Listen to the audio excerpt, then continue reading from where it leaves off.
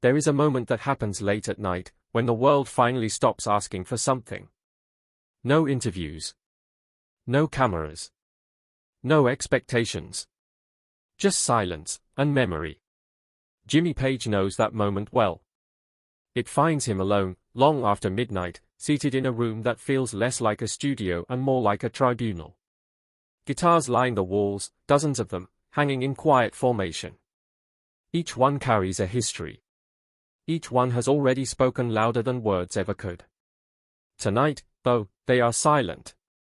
Watching. Judging. The air feels heavy. Not dramatic, honest.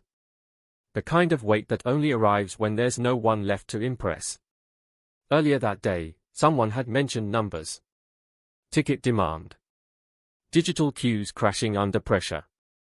Millions, tens of millions, of people trying to reach back into history at the same time, trying to touch something that once changed them. Page had nodded politely, said what was expected. It was overwhelming, he'd said.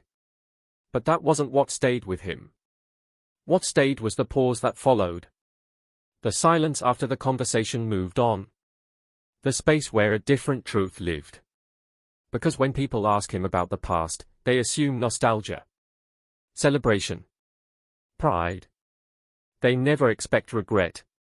Now, in the quiet, Page leans forward slightly, elbows resting on his knees. His fingers brush the neck of a guitar without playing it. He looks like a man about to say something dangerous, even to himself. For a moment, it feels as if he's about to name one band. Just one. The one history got wrong. But that instinct is a lie. A comfortable lie. And Page knows better than to trust comfort. The truth is darker. It was never one mistake. It was four. For bands. For stories. For warnings about how history really works when no one is looking. They weren't erased because they lacked talent. They weren't ignored because they failed. They were pushed aside by something colder than hatred and louder than ambition. Ego. Timing. And the machinery of fame, designed not to preserve truth, but to simplify it. The first name surfaces before Page can stop it. And even now, decades later, it still makes him uneasy. The Rolling Stones. That discomfort surprises even him. The Rolling Stones were never meant to be spoken of in the same breath as the word underrated. Not with the fame they accumulated. Not with the headlines. Not with the decades of survival that turned them into an institution rather than a band. On paper, they won. They outlasted rivals. They dominated stages. They became untouchable. But Page never evaluated music on paper. What he saw, what bothered him, was something rotting quietly beneath the legend. A band whose image slowly devoured its musicianship. A mythology that grew so loud it drowned out the work itself. Over time, swagger replaced structure. Attitude overshadowed precision. The spectacle became more memorable than the sound. Critics stopped listening. They started myth-making. And year after year, Page felt the imbalance grow. The rivalry between Zeppelin and the Stones was never shouted across stages or interviews. It didn't need to be. It lived in contrast. Zeppelin chased power. Danger. Myth built from discipline and exactness. Every song was engineered to feel like controlled collapse. The Stones chased danger too, but they wrapped it in chaos. In posture. In rebellion that looked effortless. The world applauded the pose. And forgot to question the craft. That disturbed Page more than he ever admitted publicly. Because what does it say about history when survival matters more than substance? When being iconic outweighs being exact? When noise replaces depth? The Stones weren't underrated by success. They were underrated by respect. And that question still hangs, sharp and unresolved. Did the world celebrate the band? Or just the idea of them? That thought pulls Page backward, past stadiums, past fame, past the machinery entirely, back to where everything actually began. Before myths.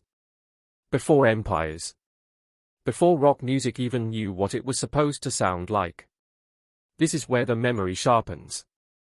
The Yardbirds. This one cuts deeper than Page ever allows himself to say out loud. The Yardbirds weren't just a band. They were a laboratory. A testing ground. A dangerous place where ideas were allowed to fail loudly before they succeeded somewhere else. They were bending blues before distortion was respectable.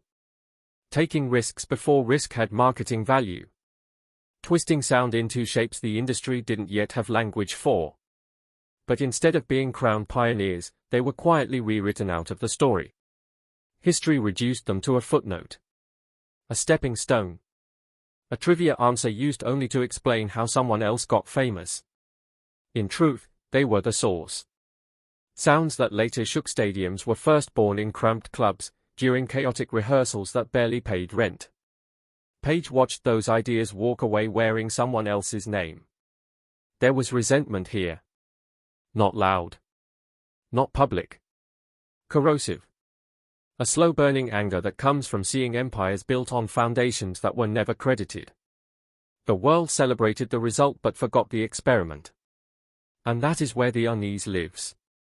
Because if the Yardbirds were so crucial, so ahead, so influential, why were they the ones erased? Page's thoughts don't stay there long.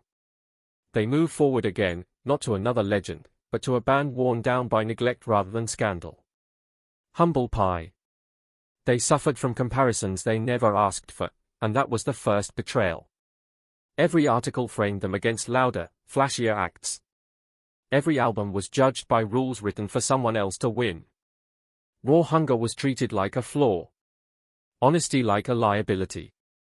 What made it worse was how quietly it happened. No explosion. No downfall. Just a slow erasing. Night after night, Humble Pie bled their truth into half-filled rooms while safer, more marketable bands were lifted up around them. You couldn't package Humble Pie. You couldn't soften them without killing what made them real. And the industry doesn't forgive bands that refuse to bend.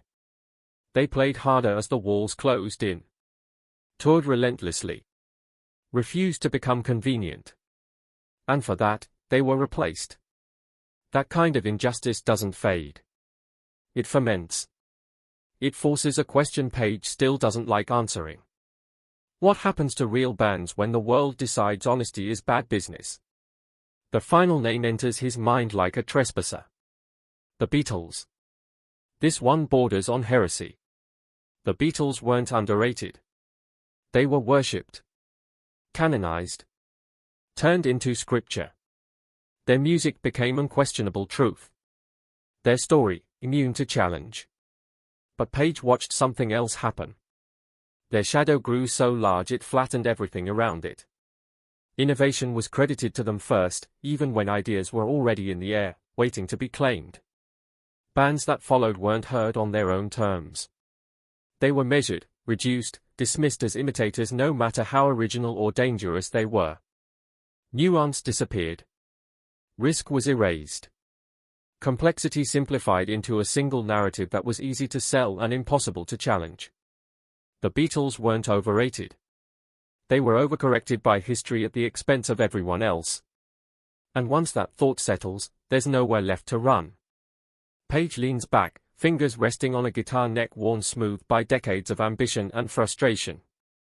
He's lived long enough to understand how fame really works, and how easily it lies when history needs a clean story.